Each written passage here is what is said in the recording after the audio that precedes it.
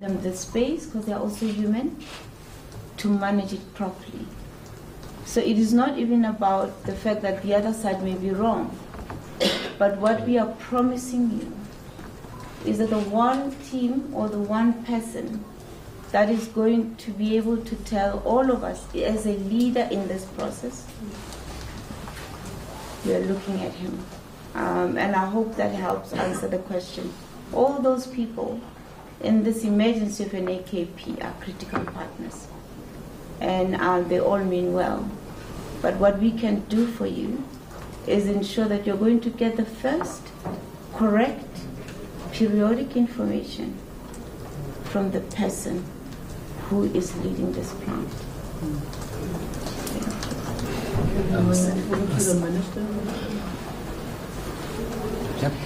Kevin from Eyewitness News. As per regulation, how many people were allowed to be on that site? I think that the maximum is 10, what is allowed in this site, but we have to verify this when we are going into the investigation in detail. Sunday Sopadisa, Cape Times. Maybe the right question to ask is like how many people are not accounted for since yesterday? It's almost 24 hours since the incident. Surely someone must know that how many people are not accounted for. I just want to repeat myself. It is not about the numbers. We do not know how many people in actual fact are in there, because if you talk about accounting, that means people which are missing from their families or whatever, but there's also people which are living on their own, and you can't say this with 100% assurance at this point in time. So I will not go into speculations. I think it's also okay to say that in a scenario like this, families become first priority. To the extent that you assist us, ensure that the families are properly handled, we can promise you when the number is there, you will give it to them. Absolutely. Yes. Families first. All right, so Pilani from ENCA, we just want, I know you're still going into the site, but do you have, and doing your investigation, but can you speculate on what might have caused the explosion, particularly on that site yet? And also something that we've been asked quite often is what actual work were the people doing? What were they busy with at the time of this explosion? I can explain. I explain the work, what we are doing there. It is a so-called blending operation. Blending means you produce, let's say, 5 charges of different propellant, and then to have a straight line of burning rate, which you need, you mix all these 5 propellants in one box. So take 1 kilo from this one, 1 kilo from this one, 1 kilo from this one, and you put them into a process like it looks like a open washing machine, and you just turn them, that to mix them regularly. And this is a kind of operation what we're doing in this area. We have no idea what was the cause of this accident and what the cause of this thing is. This the investigation will show when we are going deeper, hopefully.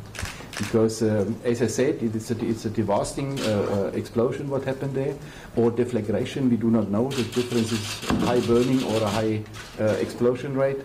And we will see that when we are going into details, if we can find out what the real cause of the problem of the explosion was. Sorry, this explosion happened in one of the buildings, and you said there were quite a number. Can you just tell us to what extent yesterday's explosion would have affected operations at the plant in its entirety? We do not yet. We have not established, what it means for our output of the plant. But the only thing what I can say is there was no damage on any surrounding buildings, because it's contained in one area, and it is designed in a way that if there is a blast or if there is something, it goes to the top. So other operations are continuing today? Yes. Wanda? Could you, Wanda from Network 24, could you just clarify, is this still a key point, a national key point? Because there's confusion if it's 51% owned by a German. There's a national key point. Is all the ammunition factories of Rheinmetall Denel ammunition is national key points. What types of the propellant that you were producing over there, for what application was it? What types of ordnance was it used in? It is used in artillery charges. That means you say it's at the propellant which propels the artillery out of the barrel. I think you should explain a little bit more. Is it okay that he explains a little bit more to you what all that is for all the girls here? Okay. If we speak about propellant, we mean always it is a chemical which burns very, very fast and creates a pressure which propels the shell out of the barrel. So you put charges. It depends on the distance what you want to fire. If you want to fire a short distance, you put in one charge. You can put up to 6 charges in there. Then you fire 70 kilometers, and that's artillery. It's 155 millimeter diameter. The shell is about this size, weighs about 45 kilos. And depending on that, how many shells or how many charges you put in to propel it out of the barrel, you determine the distance. Of course, with all the other parameters like the trajectory and all these kind of things. And what we are producing here is these charges. And what was mixed in there was the propellant for these charges, before it gets filled into the containers and then packed for the customers. Can we ask the Minister now to address you guys, and then you continue with your question, right?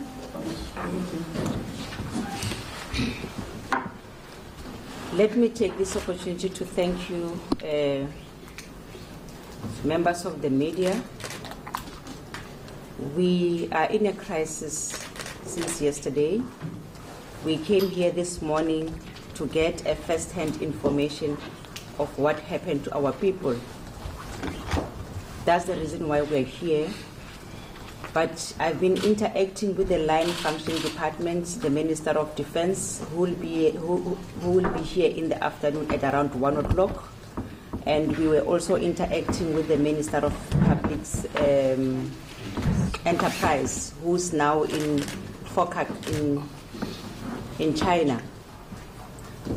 We are deeply sad about what happened here, and we came here to give support to the families who are really traumatized and the communities out there. The anxiousness, they want to know what happened, they want to know what's going to happen tomorrow, and we are also here to give support to the company itself, so that we are able to carry this heaviness which is in our hearts together as the community and the company. Later in the afternoon, we are trying to bring all the ministers just to give that moral support to all of us as a nation and as a country. And we are still waiting for the outcome of the investigations, though it's going to take time. But we will appeal to all of us to respect the families, not to interact with them at this stage. You can rather interact with us, then we'll talk on their behalf. This is what we are appealing. Thank you very much. Any questions? Maybe gentlemen here, the CEO. There are reports that it's not the first time that such an incident has happened. Can you take us through from the first incident up until now, what measures has been put in place up until now? We had in the last 10 years 3 incidents, and they were all reported. One of the incidents was a fire which we had in one of the places here. We had 3 people injured and 1 fatality. At the time, the gentleman was inhaling the flames, which was then the cause for the fatality at the end. We had a second case in Wellington, on one of the other plants, which is a chemical plant of ours, which caused damage to the building, but no damage to people. And the third case was a couple of months ago with some leakage what we had in the tank, which we created a cloud of oleum acid, which was dissolved within a normal, let's say, natural environment. In the natural environment, we didn't harm anybody there. And the fourth one is this particular one, what we had yesterday. Just related to that, sir, we were speaking to some union members outside saying that safety has been quite a concern for them for a few years. Is that something that has ever come up with workers here at the plant? No, our safety procedures are really on the top. They are monitored by outside people as well as by our internal safety and health department. We are training our people very thoroughly, and we are having a very scheduled check of all the safety standards that they adhere to in this company. So I cannot confirm this at all.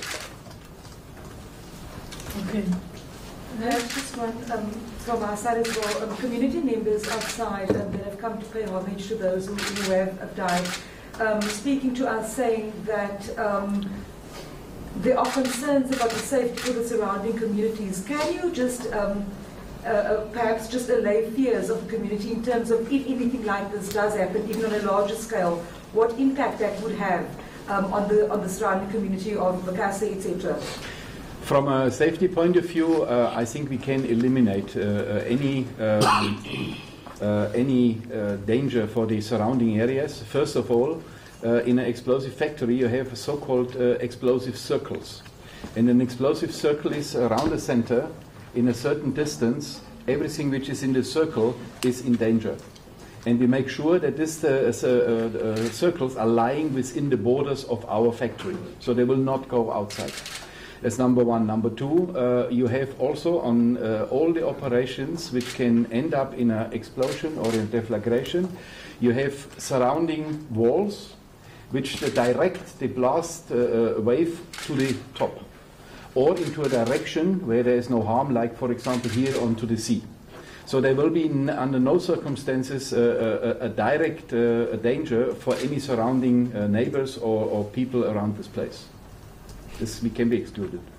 Just one last question Okay. from a community member and then... Okay, from my side, from the EFF. Will the company be liable for the loss of lives that occurred yesterday? And secondly, according to what happened, it is clear that that our safety measure is not in order. Because can you confirm if my assessment is wrong? Can you just confirm that again? Well, I can confirm that our safety measures are up to standard, and we are as I said already, we have not neglected anything on this issue. I'm sure about this one. Absolutely.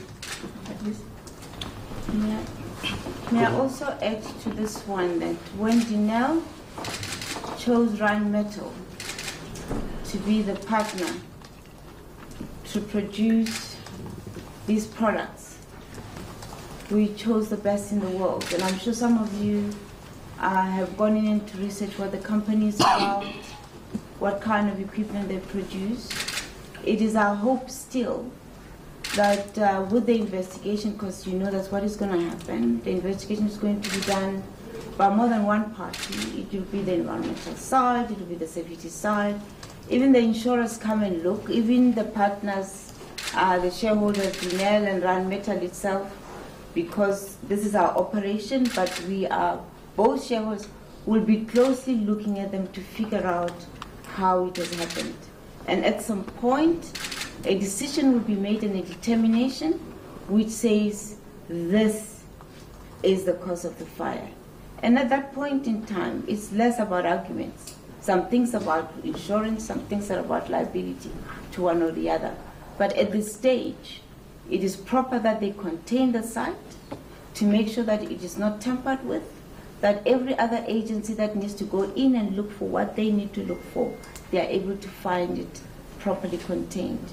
It is indeed sad day. We have lost lives. But one thing for sure between Rheinmetall and Denel is that these are our people. Yeah. They have families. They are somebody's father, somebody's brother, whoever they are part of us. We will do what it takes to ensure that we look after them. Okay. Good morning, colleagues. As the community, we are here first and foremost to express our sincere condolences to the families that lost their loved ones. Whilst we don't want to immediately blame anyone, as the community we want answers, and so that's why we came here to speak to the workers, to the management, to the family. We met the bereaved family. We expressed our condolences to the bereaved family. We also note with concern that the entire broader community of Makassar is also looking for answers. We at this stage, our priority is the safety of this community. Our priority is to give counsel, bereaved counsel, to the families from this area. I think it affects both Makassar, Luandle and Kailicha, that broad community. We've called on all our pastors of all of those three immediate surrounding communities to come and give counsel. This is a tragedy. One loss of life is one life too many. We are grateful for the emergency services that was on the scene immediately and minimized the damage. Our preliminary investigation suggests that company was responsive to the concerns of the community and of the workers. We also got a briefing that said that the company met with staff, and so there's ongoing counseling for the staff also.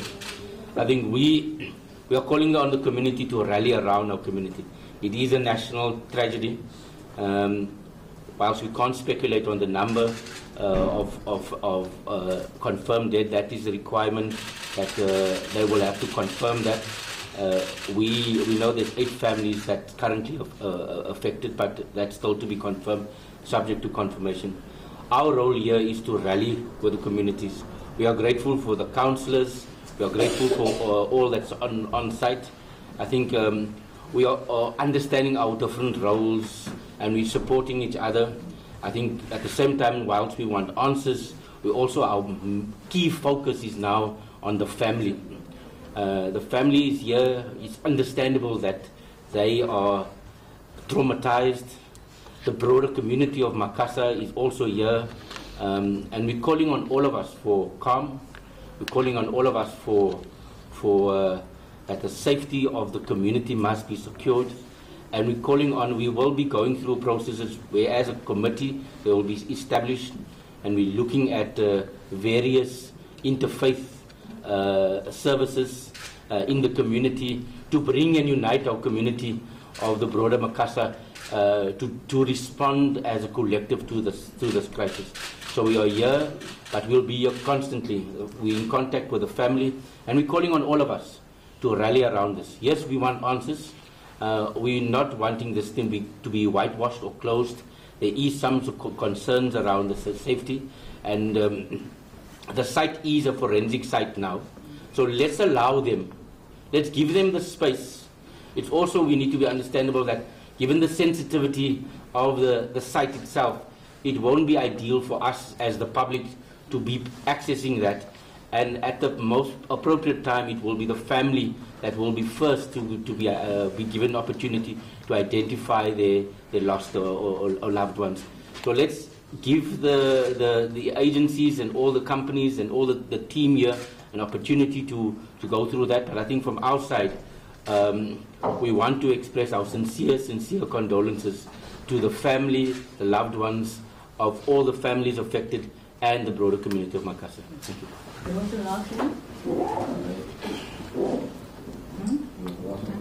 Finished? Oh, no, it's fine. I just wanted to know, we know that you can't give us an official figure with fatalities. I wanted to know if there was anybody who was in the building at the time of the blast who managed to survive. That's what I wanted to find out. It's the same answer what I had before. You know, we do not know because we have only access to the site now, and we know that we have no injuries. So nobody was taken to hospital or something like this. Okay, I get you. No. Okay. Then on that note, we want to thank the media for the press conference, and you know what to do when you want one-on-ones. Huh? Thank you very much. Thank you. Thank you.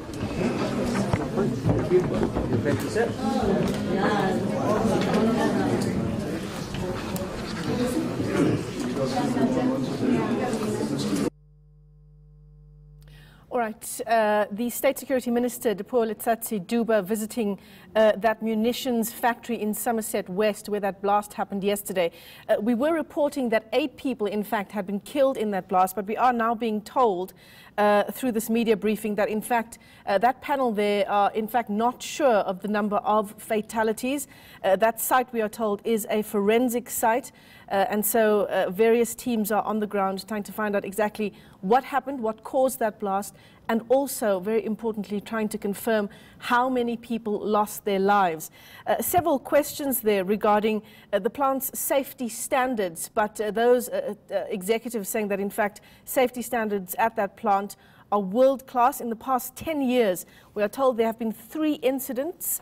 In one of them, 3 people were injured, 1 fatality. That happened a few years ago. The second one occurred in Wellington, we are told, at a different plant. No one was injured in that case. And in the third case, which happened just a couple of months ago, in fact, there was an acid leakage of some sort, and no one was harmed in that incident. So this brings the total in the past 10 years to 4 incidents, and we are now awaiting information around how many people, in fact, were killed in that blast in Somerset West at that Denel factory. We'll, of course, bring you those details just as soon as we have it.